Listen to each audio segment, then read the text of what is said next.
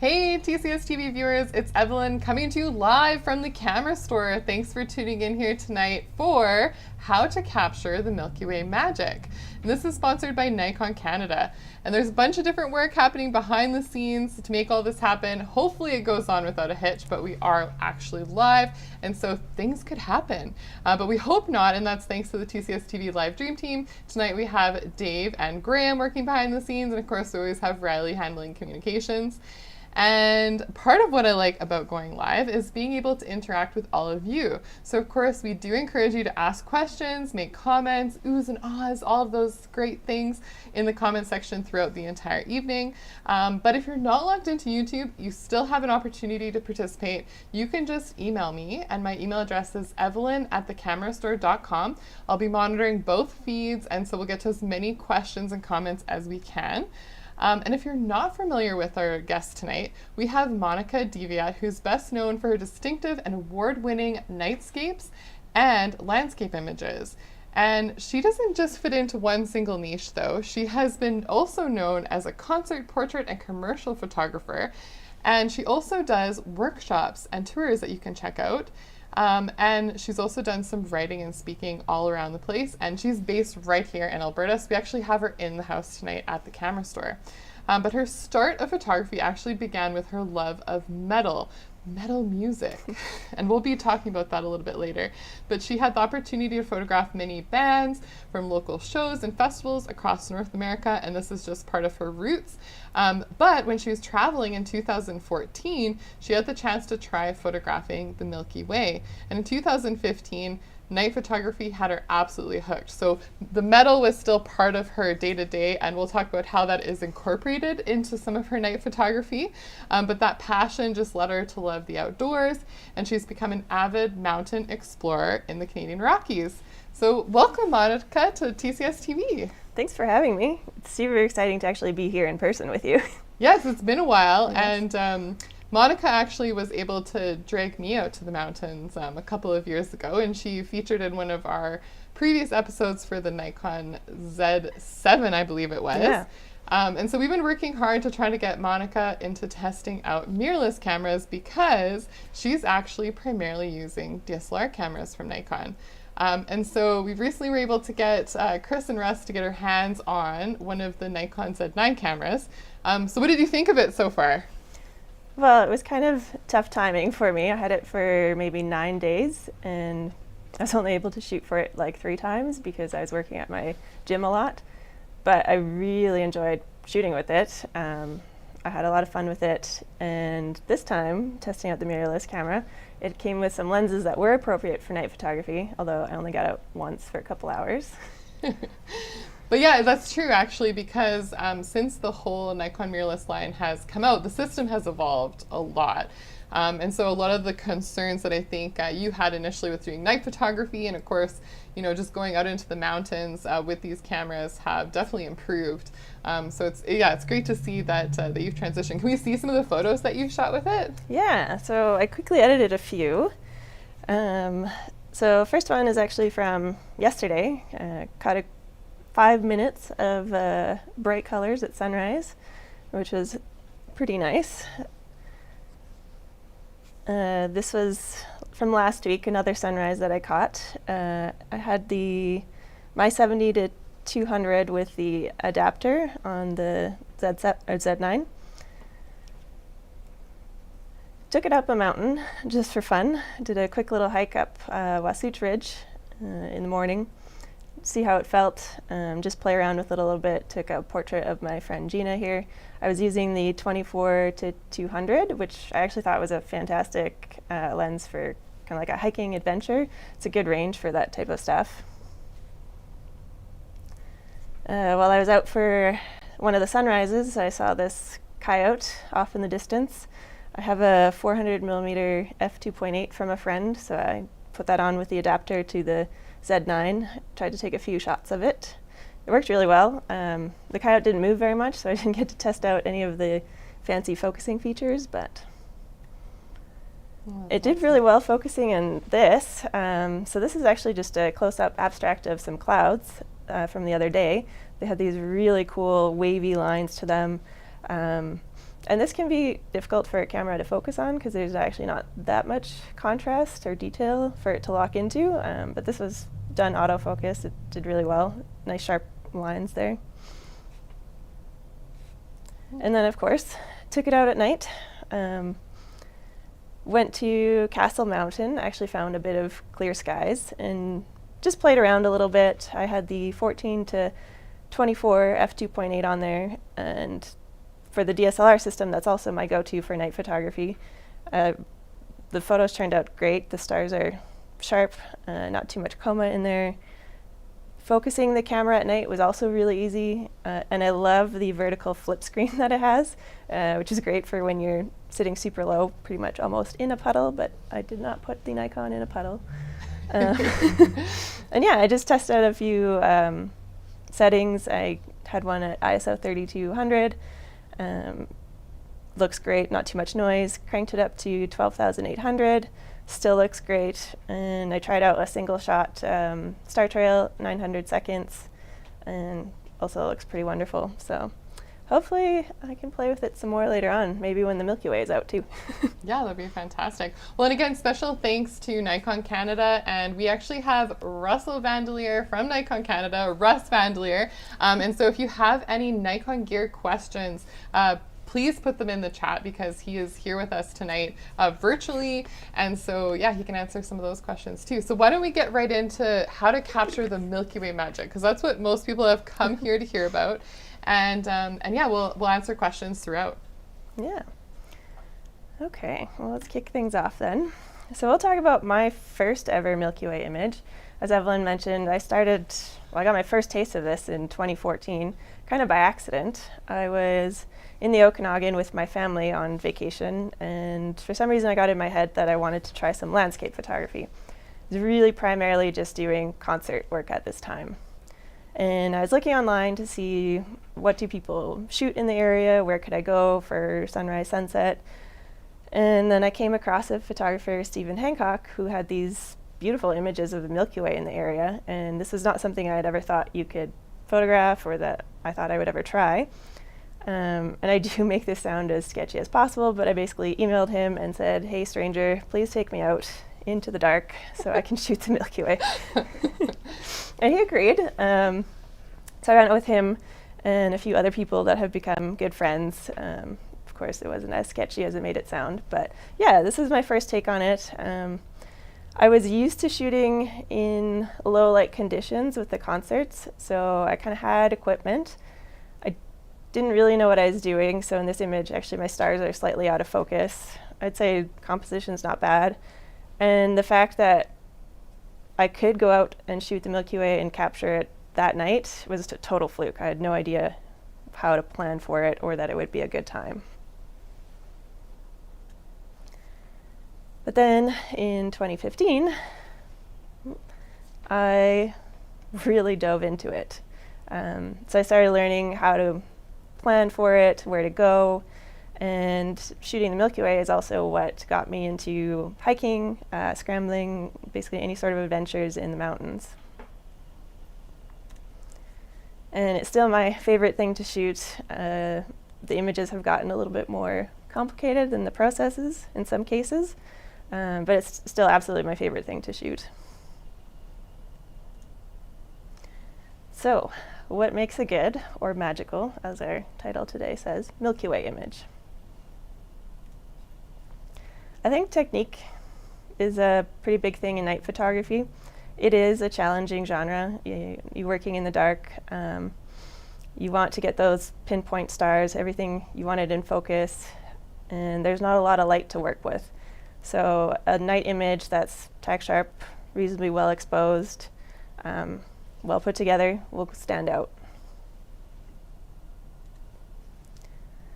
A good composition or foreground to go with your Milky Way or whatever's in the night sky.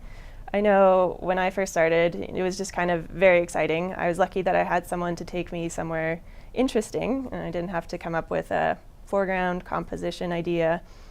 But I do know a lot of people will just like go outside, take some shots, be super excited, and then once a little bit of that excitement wears off, then they're like, oh, well, maybe I should go somewhere more interesting instead of on a side road with just some power lines on it. Like, you want to get creative once you start figuring out what's going on. And I really love both of these two images. So the one with a mountain in it, the Milky Way is still actually kind of low in the sky, so it's not as bright as it was in another hour, but I love the alignment of the galaxy with the mountain hauling and this little corniced ridge I found as well, just all the triangles working together really well.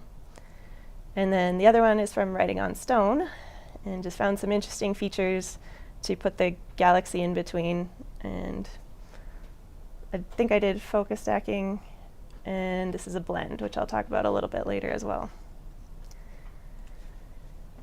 You don't always need a foreground, so of course there's people that do deep space stuff, and some people that will just shoot certain aspects of the Milky Way or certain components of it. I haven't really done a lot of that. A lot of mine is like wide nightscape, but when it comes to Aurora, sometimes I do just shoot some details because it's interesting.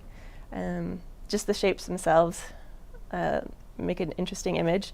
In this case, I just put together a triptych of maybe 3 seconds of moment of this little ribbon thing that I thought looked like brush strokes.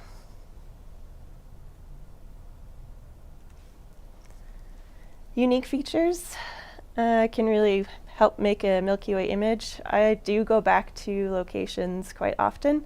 In the Rockies, things can change year to year, day to day.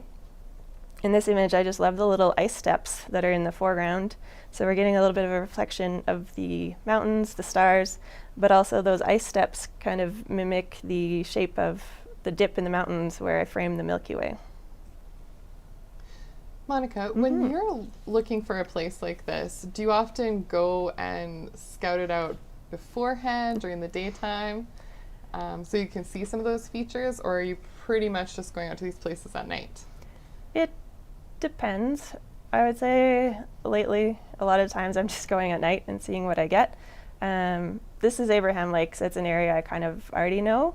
But on this night, I definitely arrived at maybe 2 a.m., just walked out to see what was there and worked with what I had. Again, like, things can change from one day to the other, so even if I'd been there the day of or the day before, it could have changed by nighttime as well. Ice freezing, ice melting. We get a lot of Chinooks in the Canadian Rockies, so our temperatures can swing quite a bit through the day. And I do actually go to a lot of places the first time at night, so I don't know. Just wing it a little bit sometimes. But it's half planned, half not planned, I guess, I would say.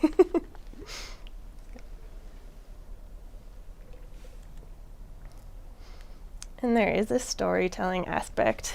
This is one of my favorite self-portraits that I've taken. I took this one last year, and actually, speaking of not going and scouting, I had not been up here in the daytime, so I had kind of an idea what it looked like, because you could look at pictures from the internet. I knew what I was looking down on in Waterton, but I'd never actually hiked up Bears Hump until I did it at night. So just kind of got up there a little bit early so I could look around as well as I could in the dark, and kind of framed the ridge and then put myself right next to the Milky Way.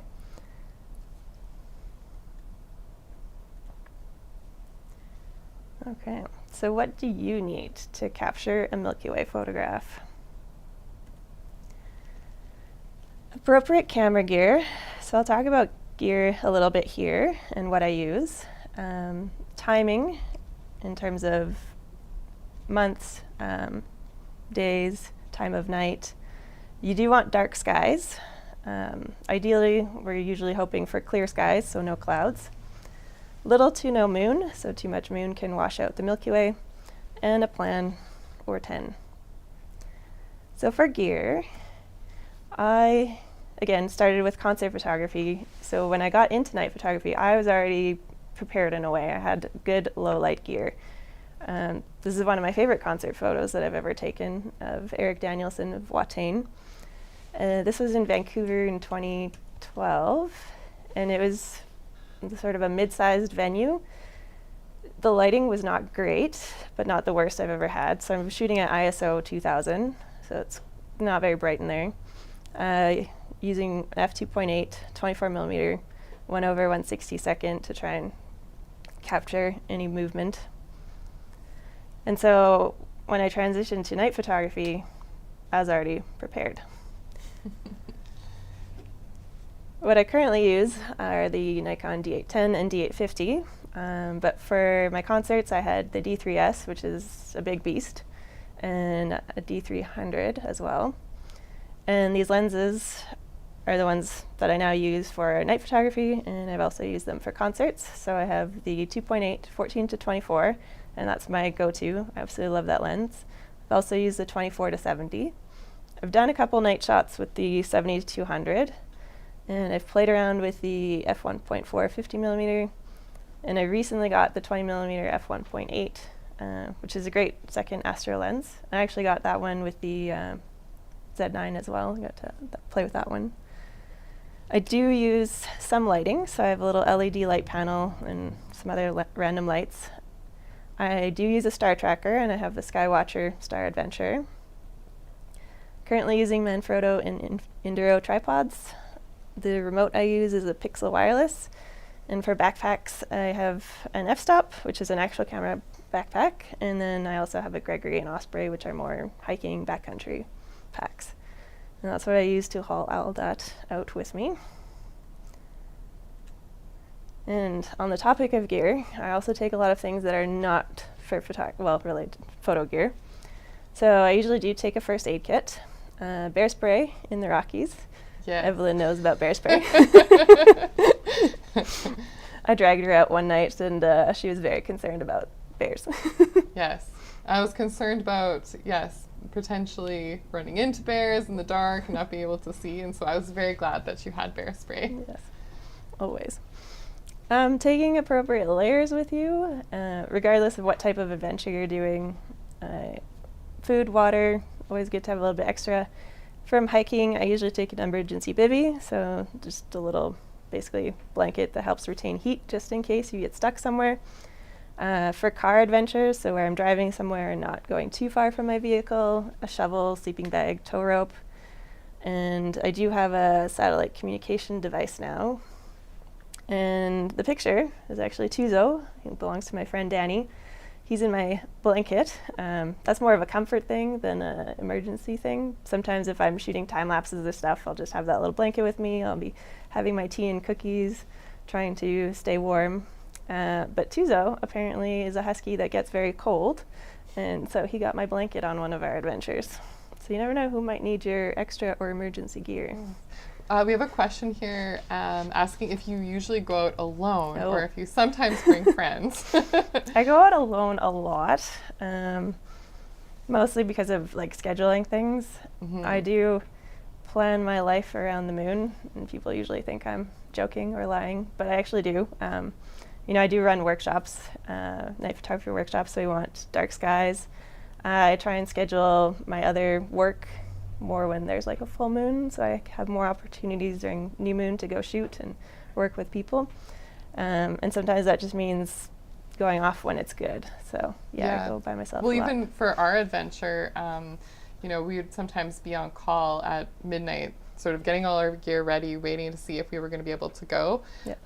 But then a lot of the times, there was too much cloud cover, or, things just weren't quite right. Mm-hmm. And so when you did eventually say hey, tonight's the night, it was it didn't matter what we were doing, you just have to be able to pick up and go.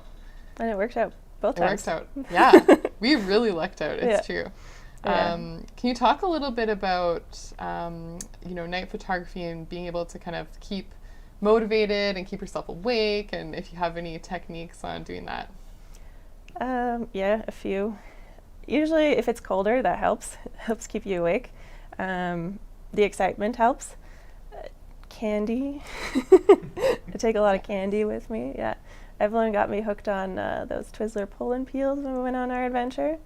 Yeah. Excellent. And metal music, of course. Metal music, yes. The metal can always help keep you awake.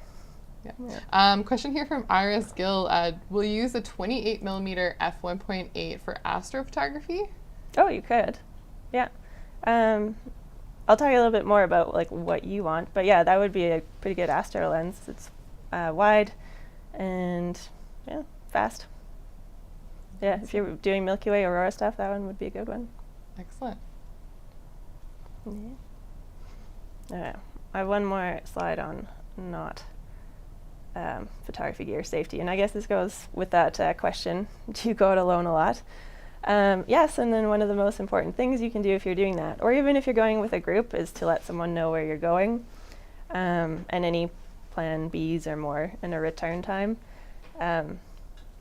So my dad is one of the people that I will tell where I'm going, when I'm going, and then he gets the not dead text after. And I think he thinks it's funny. I don't know. And then a few years ago, I ended up getting like a satellite communication device because sometimes I would change my mind while I was off the grid, and then nobody would know where I'd go. Or, you know, if I'm out there for a few days at a time and I'm trying to plan things by the weather, which can change day to day, I can message someone, oh, I'm doing this thing. And then when I come down, I can say, well, I'm finished. So that hopefully if something happens, it's not going to take 5 days for someone to find me. Okay, your basic setup for night photography. So I do have a presentation that we did with Nikon Canada for their Stay Inspired series, and it has a lot of details about, you know, your fundamentals of night photography. So if you want more details, that's definitely a good place to go. I'll go over a little bit here, and of course if you have any questions, put them in the chat. But your basic setup is going to be your camera and appropriate lens. I do usually recommend f2.8 or faster, but of course whatever you have you can work with and you can practice with. You're going to be doing long exposures, so your camera will need to be on a tripod. You'll need something to trigger your camera, whether it's a remote, timer, intervalometer. You will have to manual focus, and then you're going to pick your settings, and then you get to shoot. Someone here is asking if you use the 500 formula for your exposure times. Ooh, I'm going to talk about that coming up. Okay, so, sounds good. Hang tight, Andre. Okay, so for the settings, we'll do some quick tips here. The majority of my Milky Way shots are actually single exposures. I've started doing more complicated stuff in recent years, but I find I'm pretty comfortable with ISO 6400. F2.8 is most of my lenses, and somewhere between 15 and 25 seconds. For your cameras, you can always test them out and see what their ISO capabilities are. My D810, D850, fantastic at high ISOs. You will want those fast lenses ideally, but again, you can practice with whatever you have. And for exposure times, I do recommend the PhotoPills app. So there was a question about the 500 rule, and that's what people used to use. So they take 500, divide it by your focal length. So in this case, I've got 14 millimeters as my example.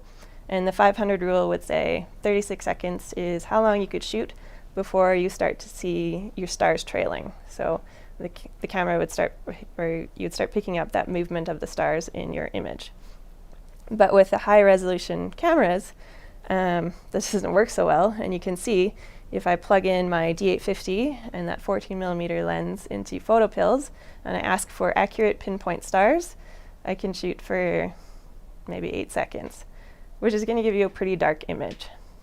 Now, if you're okay with a little bit of star trailing, then it recommends 15 seconds. And to be honest, if I really want pinpoint stars, I'll use my star tracker. Otherwise, I'm fine with a little bit of trailing, because I'd rather get more light in to my sensor than worry about those pinpoint stars.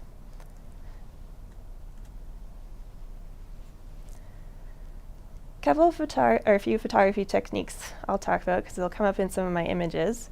So besides just a single exposure, people will employ other techniques to kind of work around some of the challenges with night photography. So we'll do blends, so that's taking 2 different exposures and blending them together in post. And these images are taken at different times of night, so maybe even blue hour, but from the same tripod location, so nothing moves. It's just you take a shot at a certain time and you wait, and then you take a shot at another time. You can also stack for noise, so that's taking a series of images, almost like a time lapse, and then using a program to stack out noise. You can do tracking, which I've talked about, so star tracker that will move your camera at the same rate as the stars. So you can do longer exposures, lower ISO. You can do any sort of combination of those ones. And then there's also composites. So composites is taking two images and blending them together that may not be from the same location, same time of night. Basically something more artistic and creative because you're not creating a scene that exists, or you're not likely creating a scene that exists. So this is an example of where I did a blend. So the sky was 30 seconds, and I did 90 seconds for the foreground. The other settings were the same, just did a longer exposure to bring out more details in the mountains, and then blended the two images together in Photoshop. This is an example of a stacked shot. So I shot them at 12,800 ISO, which is a bit higher. I do see some noise in there. And I just took 9 of them into, I used Starry Landscape Stacker to remove some of the noise in there. Oh, Matthew is asking about what program you use. So you called it Starry Landscape Stacker. Yeah. Starry Landscape Stacker. Yeah. Okay. Thanks for a good question, Matthew. Yeah.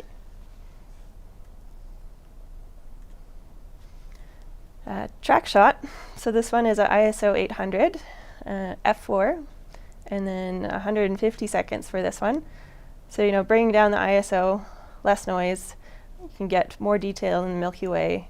You can definitely tell a stacked image from a not stacked image, or tracked image from a non-tracked image. And then this is a combo of all of the above. So I used the star tracker to shoot the sky, and I took, I think it was 5 images for the sky and stacked them to take out even more noise. The foreground, I did 2 images, one with a light on the left, one with the light on the right, because I only had 1 light. So I had to blend them together later in Photoshop and created this single image. So you can make the process complicated, or you can keep it super simple. Question from Bob. Do you use dark frames in your stacking? I don't. I don't know that it helps too much from what I've read. Like, I've never actually tried it myself. I know for like the deep sky stuff where you're shooting galaxies or clusters or whatever, that's the more complicated process where they have darks, lights, whatever else they use. Haven't tried that yet either. Composites. So I don't do composites usually. This is probably the only one that I've ever edited and posted anywhere. I do like the challenge of going out and finding something that works together, and I guess fighting with the weather and timing to get what I envision. But this is a composite because it's 2 different focal lengths blended together. So you would actually see this alignment if you were out there. Orion would be over the mountain. But I found this really cool foreground, and I thought it looked like a shattered skull. There's the heavy metal side coming through. So I actually shot the foreground during blue hour, where it was relatively light out, ISO 100, f4, 20 millimeters. And then later that night, I shot the sky at ISO 6400, 35 millimeters in this case, just to make Orion a little bit bigger, because at 20 millimeters did look kind of small. But yeah, generally don't do too many composites. Right. There's a couple more questions in the chat I thought maybe we could touch on. Yeah. And so since we have such a wide range of people in here that might not be as experienced with choosing a lens for astrophotography, would a large aperture ruin your astrophotography, or would you go for a smaller aperture? So maybe you can just touch a little bit on what it means to choose a bright lens for astrophotography. Yeah, if I go back to, let's do this guy. So when I'm doing my nightscapes, the wider your lens is, the longer you can shoot for. So basically, if you're zooming in on the stars, you'll see them trailing faster. And the analogy I like to give is if you're, in the prairies or a big open field, and there's a highway really, really far away from you, it's going to seem like when a car is going across it, that it moves very slowly across your field of view. If you're standing right next to that highway, it's going to seem like that car zips right past you. So the wider your lens, the longer you can shoot, less star trails. And in terms of aperture, faster is better because, again, you can let more light in. So again, most of mine are 2.8. I do have that 50 millimeter 1.4, which is great, and the 20 millimeter 1.8 as well. Fantastic. Another question here from Christopher. Do you need to refocus throughout your shoot, or does the same focus last all night long? I'd recommend rechecking your focus. If I set up, say, for a time lapse, and I set everything up and I leave it and run it, it's probably fine. If you're constantly moving around, moving your camera, adjusting things, it's probably a good idea to keep checking your focus. Also, a lot of my lenses are zoom lenses, and I do change the focal length every so often a little bit, so then I have to refocus. And apparently temperature changes can also affect the focus, although I haven't really noticed it, but this is something I've discussed with a friend recently. So always good to check your focus all the time. Even if you think you haven't touched it, you might have touched it. Sounds good. Is there any others? I think we're good for right now. We might Okay. get to a few more in a little bit here. Okay. So when can you see the Milky Way? Well, you can always see it at night, or at least some of it. So for us in Canada, roughly November to February, the core is hidden. So the core is this very detailed portion, and that's kind of the really photogenic part that usually everyone is after. It has like the dark Horse Nebula in there, and it has all the interesting features in the dark clouds. And throughout the Milky Way season, which is really the core season, so when we can see the core, it moves from east to southeast to southwest west from March to October. So of course, if your latitude changes, that might adjust slightly, but that should be a pretty good rule of thumb for Canadians. This is an example from Bow Lake in February. So we can see the Milky Way on the left side. It's pretty low. It's just coming up over the horizon. The arc is really low. And then I've shot it same spot in September, and it's all the way over to the other side, which totally changes the composition. Also on this night, there was Aurora, hence the green lighting. But it totally changes the composition, how the scene feels. Even the atmospheric conditions are different. We have a lot of questions about focusing here, so maybe it's a good time to maybe talk we should talk more about focusing? Okay. Yeah, so tips for focusing at night. Mm-hmm. Just struggling with being able to focus when the conditions are very dark. Okay. And how do you actually check focus when you're looking at the Milky Way? Okay. Let me see.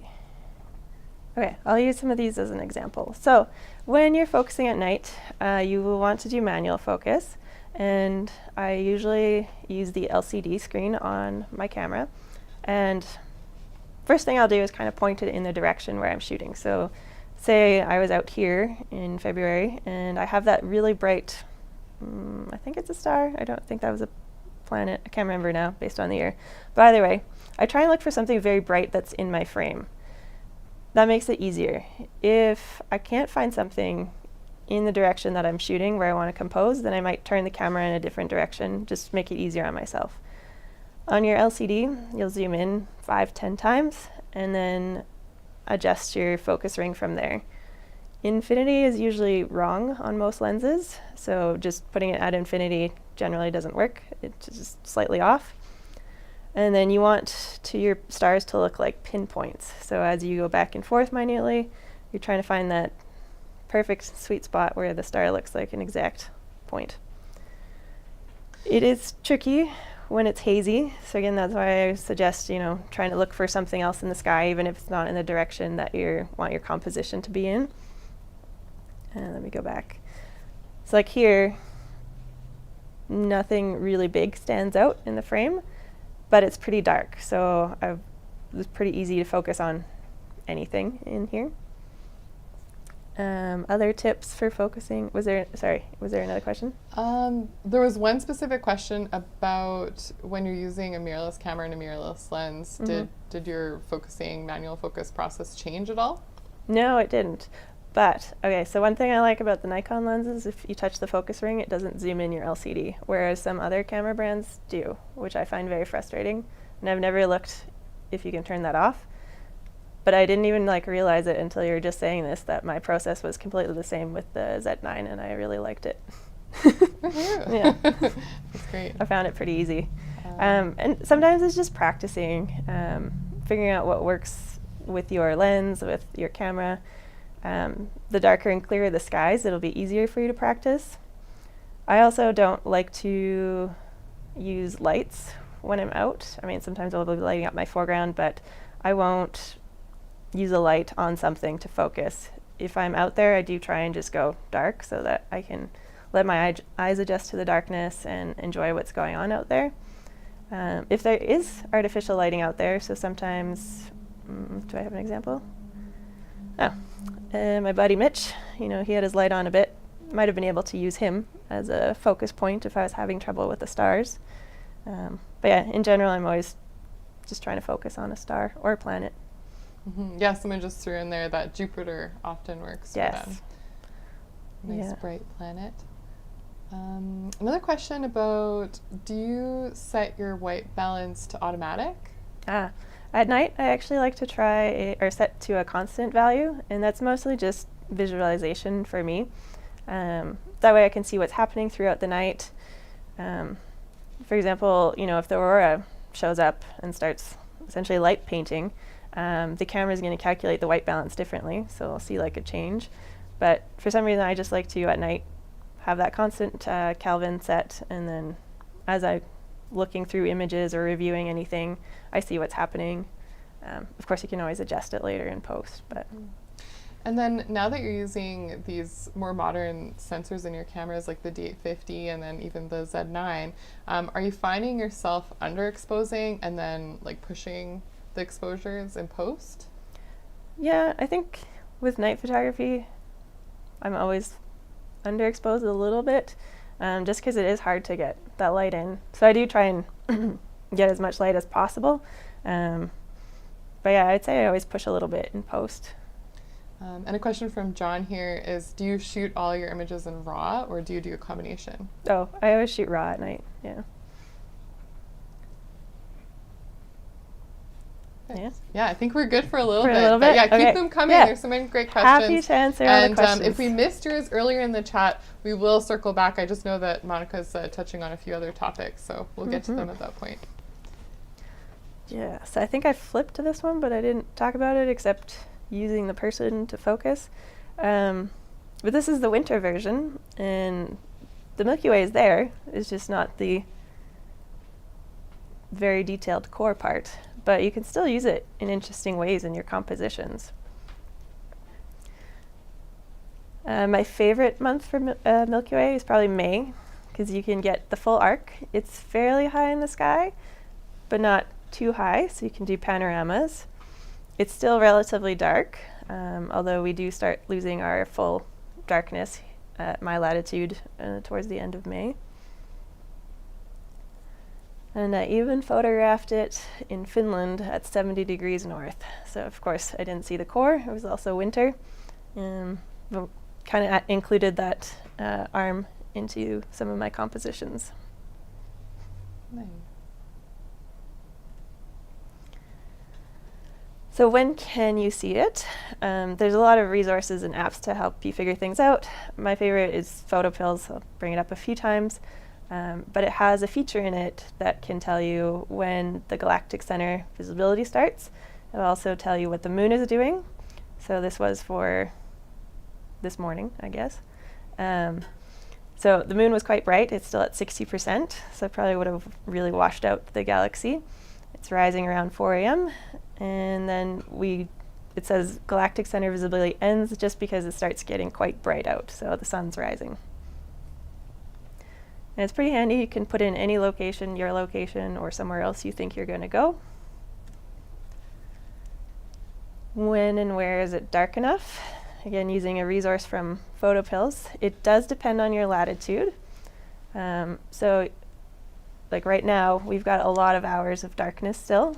And when I was in Finland for polar night, the sun actually didn't rise, so it had a ton of darkness, which was great for shooting Aurora. And then in the summer, for example in Banff, it's actually not going to get fully dark for a few weeks there. You also want to consider light pollution, or the Bordeaux class. And you can look up maps online and look at a location you want to go to, see if you're shooting into light pollution, or see how much light pollution is around you. And then, as mentioned, you want to know what the moon is doing, because if it's too bright, it's going to wash things out. But of course, it can also light things up, which is interesting. And also pay attention to the rise and set times. I usually aim for a 2-week window around new moon. I'd say the moon is out of the way enough, or not too bright to wash things out. This is an example with a 50% moon, but it was actually setting. So the Milky Way doesn't stand out a lot, but of course the mountain range is really lit up, almost looks like daylight. Yeah. This is a Bordeaux class 4, and so that's roughly in the middle of the scale. Pretty dark, and that's a Bordeaux class 2. So around Canmore versus around Waterton, and these are both shot similarly using a star tracker, similar process, similar settings, but you can see how much more detail and color that I pulled from the Bordeaux class 2 shot. So really dark skies, not so dark skies.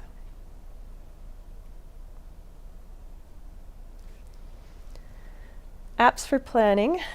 So I've mentioned PhotoPills quite a few times, and another thing that's great about it is it can use the camera in your phone, and if you're out somewhere scouting or just out on an adventure, you can take a look, you can scroll through time and see where the Milky Way might be and if a composition would work out.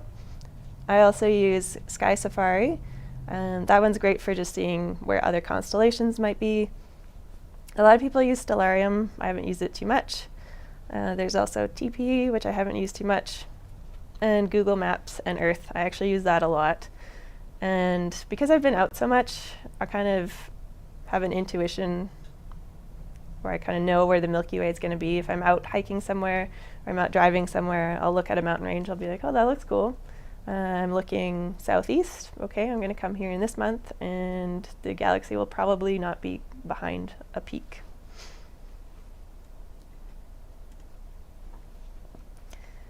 Weather. I look at a ton of sites, apps, and forecasts, and I've actually put a bunch of them up on one of my blogs. Yeah, I'll post the link actually in here in the chat, so people can check that out afterwards. So it is hard to figure out when to go out or when the weather will be good, especially in the Canadian Rockies. And a lot of the forecasts can say different things for the same night. Sometimes I find one is very reliable for a month, and then all of a sudden it seems to be wrong all the time. So that's also partly why I mentioned I go out alone a lot, because if I do see a good weather window that just happened, I can just go for it. And this shot is actually from Berg Lake, where I've been trying to shoot the Milky Way for a very long time, and every single time I've gone, it's just been cloudy. This is the best I've gotten. So yeah, it's kind of a cool shot, but I would really like to get the core visible there one day. Wind can also be challenging, because you do need to be doing long exposures, so the wind can move your gear around a bit. And take chances. If you never go, you'll never get anything. This is one of my favorite take a chance shots that I've taken. I was driving home from BC, I think this was 2016, and I thought I would go shoot the Milky Way at Lake Louise, actually. I thought my timing would be good by the time I passed through there, and it was supposed to be clear, but as I approached, it started getting cloudy and foggy, and then it was actually raining at the Lake Louise parking lot. So I stopped there, I was looking at the weather apps, couldn't really see anything, but I was like, oh, well, I drove through field and it was clear there. And I was looking at the map and Emerald Lake was there. So this is another I've never scouted before I've gone trips. And I decided to head down there, check it out. And I found these really cool, unique conditions. There's this low fog and just hanging out around where the lodge was. And there's a wedding happening. It was pretty loud, noisy, lots of lights, but really cool effect piercing through the fog. And the galaxy was totally visible. It's beautiful. Yeah. Probably I don't know if that'll happen again type of shots. Or be tricky to get that again. And you can work with clouds. This is actually one of the first images I licensed, or non-concert images that I licensed. I was shooting the Milky Way and got maybe half an hour in before these clouds started rolling through, and initially I was kind of disappointed. But then the cloud direction kind of worked well with the galaxy and this little building that I found off the side of a road. I just lit it up with a headlamp and it turned out kind of neat.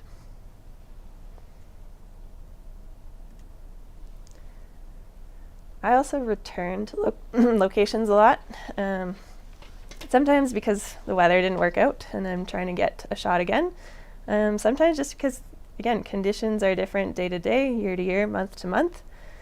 These are all roughly around the same time, so within 2-3 weeks of that March-April window, but different years and completely different conditions on the ice.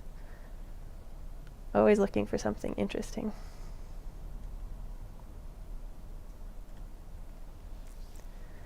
I'm going to end with something special about my latitude. It has to do with Aurora. So I get to shoot the Milky Way and Aurora, I would say, relatively often. This is from one of my first backcountry trips. So this is 2015. I wasn't doing too much in terms of hiking mountains or anything. I was just starting to get into it. But I decided I was going to go to Mount Assiniboine for my birthday because I wanted to shoot the Milky Way there. And this was my birthday present. So Milky Way next to Mount Assiniboine and Aurora. So this is a 360 panorama. Wow. And if I wasn't really hooked in before, this definitely really hooked me in. I've caught a corona and the Milky Way. So corona is kind of like, looks like a radiant point, or the aurora is hitting, raining down. And this is a Two-Jack Lake looking to Mount Rundle, so that's looking south. It's a big aurora show. That's so cool. This one has quite a few things in it. So we've got the Milky Way arc. We've got a little arc of aurora. Noctilucent clouds, which are hard to see in this, but that's that white wisps that are under the green aurora band. They're basically just low clouds that are lit up by the sun when it's at a certain angle, July, August here. And then also air glow, and that's the wispy green looking bands that are under the Milky Way arc, but next to the aurora. And I've caught Steve and the picket fence and the Milky Way, which is pretty neat. Also a bit of aurora on the side.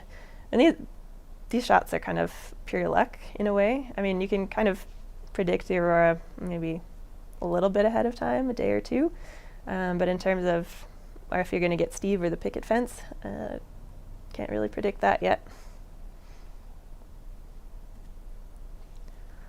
And that's it for the presentation. So I'm going to do the little marketing join me in the field. I do photography workshops.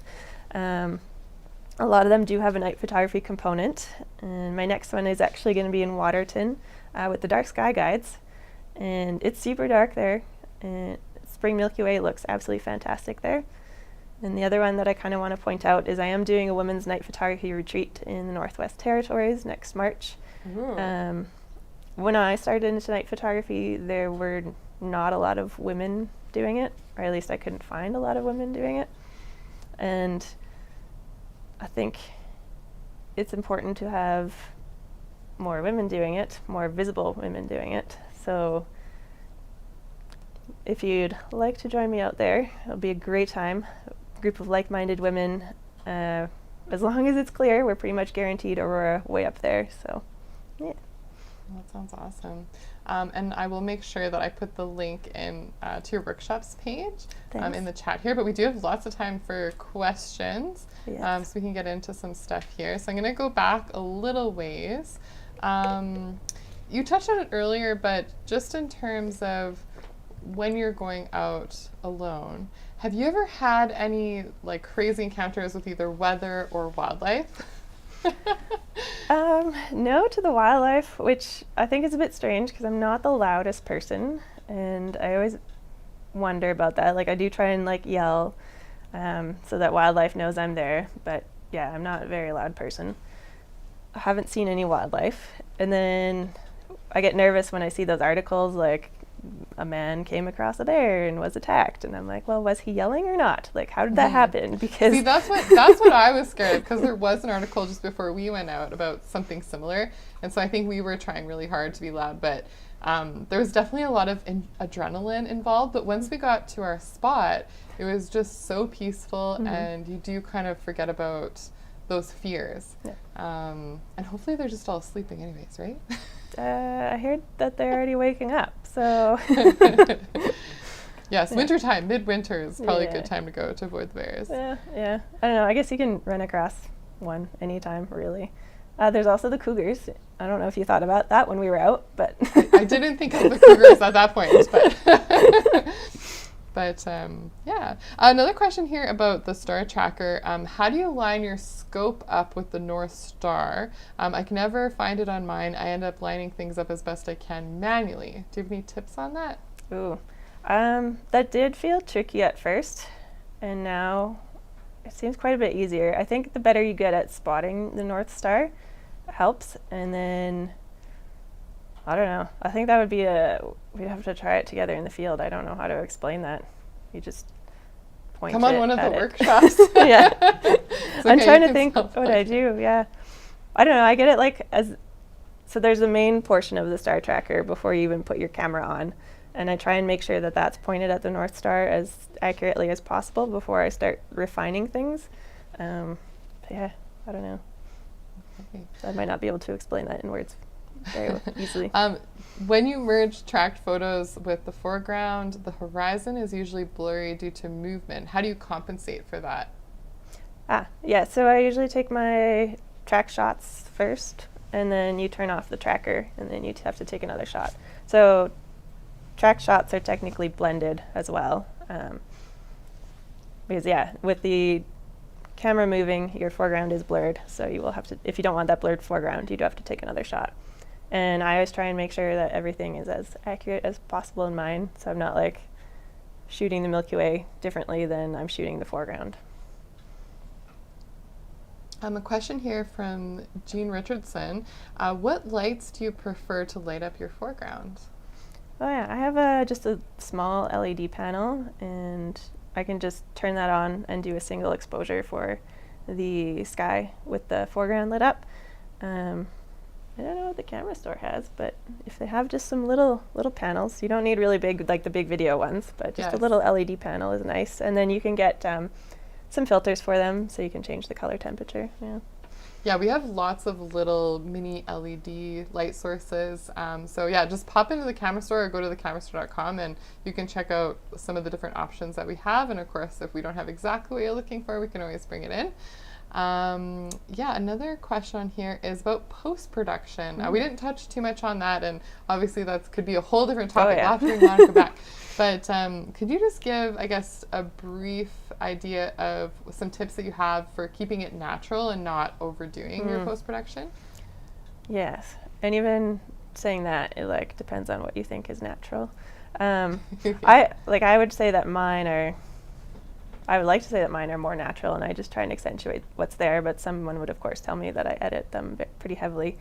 When I'm approaching the images in Lightroom, I always do some, I do my lens correction and stuff like that, any cropping if I need to adjust anything.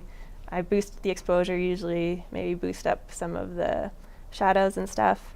And I know Lightroom now has all the new masking tools.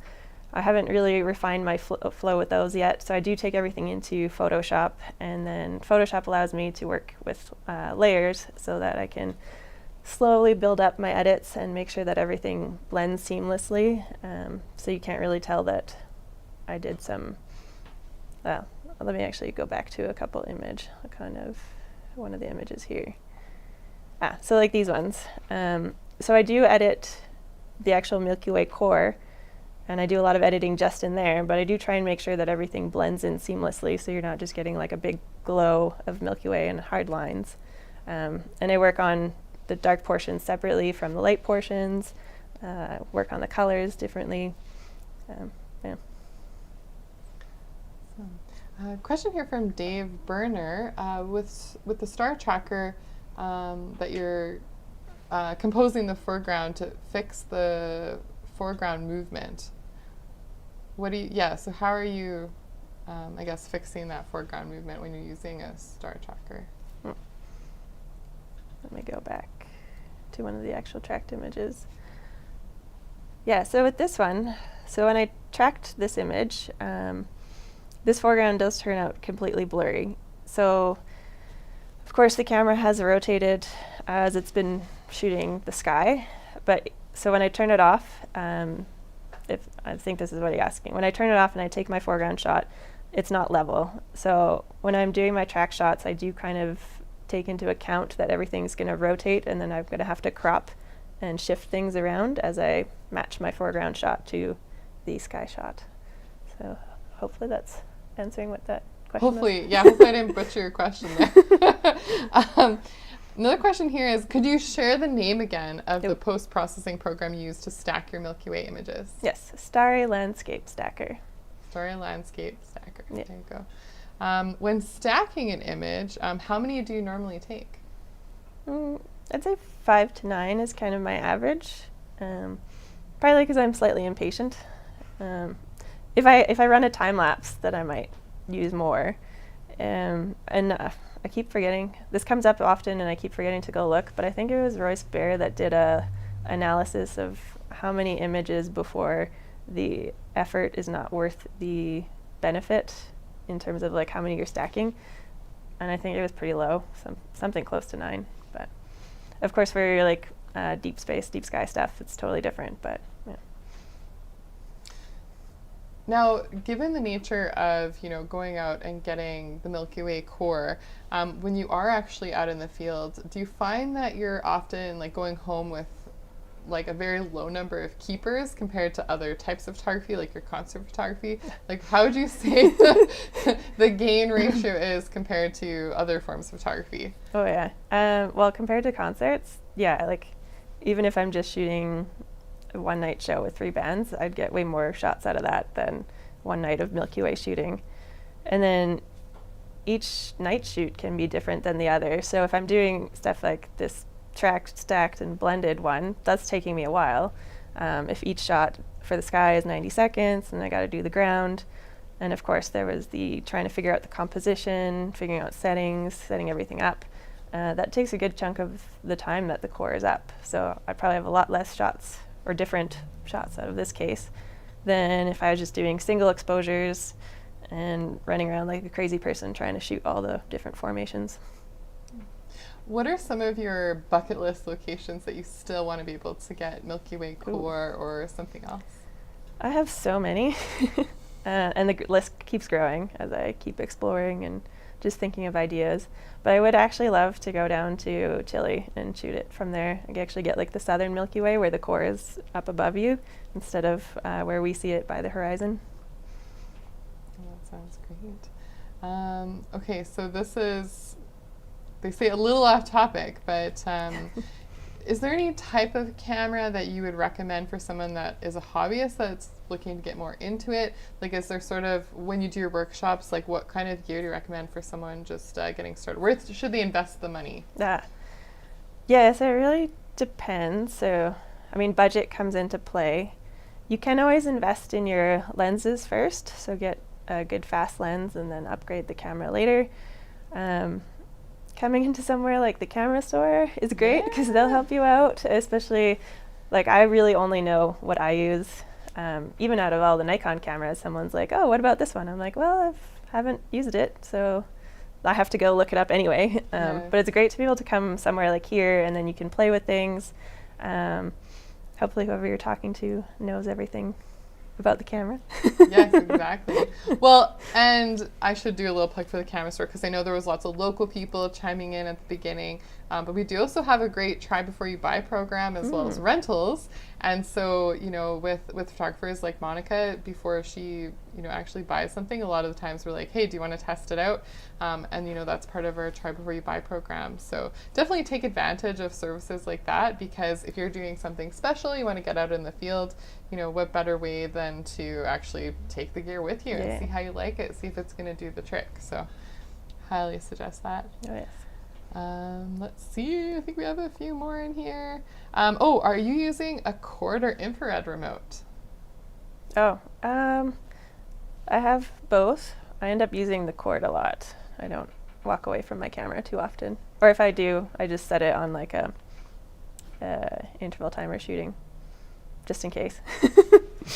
Fantastic. There's a good comment here. A good night photography teacher once told me, if it's cold, it's late, and you don't feel like going out, maybe you should get out and take your gear. Do you have any other words of wisdom as far as, you know, how to turn yourself into a better night photographer, and how do you get more practice and stay motivated? I say this to my fitness students, and now I started saying it to my workshop participants, but suffer for your art. It is worth it. Like, even on my most miserable, coldest adventures, where I've frozen my fingers and you get the screaming barfies, it's worth it. But also don't get frostbite and lose your fingers. Frostworm, yes. Yes. We say that to some of our team members often, like, come on, like, where's your gloves? Where's your hat, Dave? Where's your hat? Yes. Always dressed for the weather. No, but also having a buddy can help. I know, like, I am very motivated, but I know sometimes I'm sitting there and I'm like, well, I'm tired. I was teaching fitness classes, but it's completely clear out. And then I'm like, oh, well, maybe I should text someone. And then they'll actually force me to, like, go. Like me. Hopefully you'll text me again and we can go again sometime. And I'll try to be less scared of the bears, or now cougars. We go somewhere flatter, maybe less nooks and crannies. Yeah. Less bears. We could go to Dinosaur where there's snakes and scorpions. I don't know. No? I'm going to have to think about that. We'll Okay. think about that. Text me. We'll see how it goes. Don't worry. There's always risk wherever I'll take you. That's true. That's true. Okay, a couple more questions here. How do you set up your composition when it's dark? Do you have any tips? You talked about making it as dark as possible with your lights and stuff, but what else are you looking for? Actually, I do have a blog, but I didn't send the link to Evelyn. We can find it pretty quick, I'm they'll sure. find it. It's, I think, how to compose night images, but I will talk about it a little bit, but then you can see like a visual thing. Got it. Usually what I'll do is roughly set up to where I want to shoot, and then take a really high ISO, like 1 second shot. So it's a throwaway shot. It doesn't look good, but it's a quick way to see what's actually in your frame, if you want to include more or not. And then I usually do a bunch of those, refine my composition, and then actually set up for the real shot. And yeah, Evelyn will post the link. Yeah, we got the link in the chat. So you got to check out Monika's blog, because she has some very good content. You know, she's sharing a lot of her secrets. So make sure you give that a go. But thank you so much, Monika, for sharing some of your secrets. Of course, if you want to check out more of her stuff, she did do some Nikon inspired content as well before. I shared the link earlier in the chat, but I'll make sure I'll post it one more time. But yeah, anything else that you wanted to add? I don't think so. Was I supposed to have something else? No, I don't know. Well, thanks so much to our sponsors, Nikon Canada, for making this all happen, and for helping get a mirrorless Nikon Z9 into Monika's hands. I think we almost have her converted. I don't know. What do you think? I think so. It was pretty fun. I might have to have it again though when the Milky Way's out, to like actually just double check that it's good. A summer adventure. If Russ Badler is still in the chat, we'll have to we'll have to talk. Yeah, Russ, I need it again.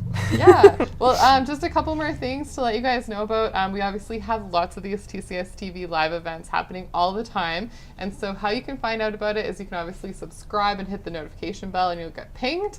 The other way is you can head over to the Camera Store website and check under our events tab. We have more coming up as early as next week. And of course, that's all thanks to the TCSTV Live Dream team, who always do a good job with our tech.